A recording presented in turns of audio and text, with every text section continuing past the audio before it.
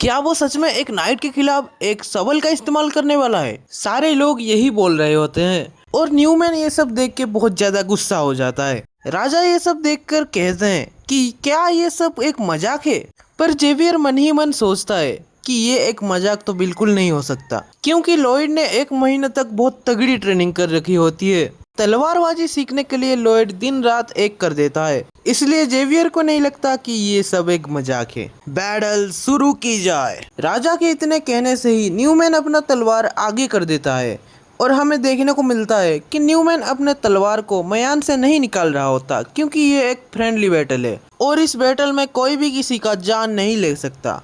तभी हम देखते हैं कि लॉयड एक अकवर्ड सी पोजीशन पर खड़ा हो जाता है।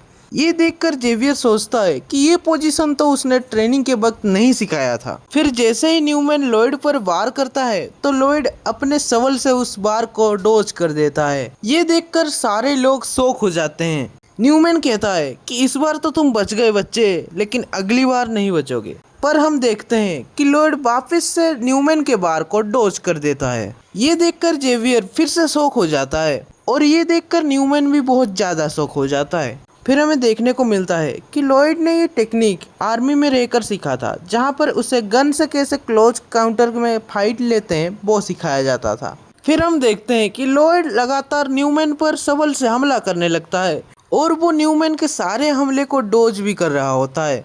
न्यूमैन को यकीन नहीं होता कि ये वही लॉयड है जो नशेड़ी की तरह सड़क पर लेटा हुआ रहता था।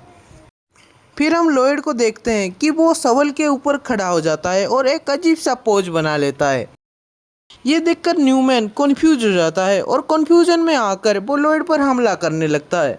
पर तभी लॉयड अचानक से पोजीशन ले लेता है और सभी तलवारबाजी के सीखे हुए पैतरे आजमाने लगता है। न्यूमैन सोचता है कि इसके पास इतनी ताकत आती कहाँ से है। फिर हमें पता चलता है कि ये लॉयड का एक स्पेशल स्किल है जिसको उसने सिस्टम से खरीदा था आरपी पॉइंट्स को यूज करके। इस स्किल के मदद से लॉयड की स्ट्रेंथ बढ़ जाती है जब भी वो शवल पकड़ता है और इसी वजह से वो शवल से बैटल कर रहा होता है। फिर हम देखते हैं कि न्यूमैन अचानक से मैन हार्ट टेक्निक का यूज करने लगता है। ये टेक्निक बहुत ज्यादा ताकतवर होती है और इसे जेवियर ने भी सीखा नहीं होता और इस टेक्निक से एक साधारण इंसान का बचना लगभग नामुमकिन है।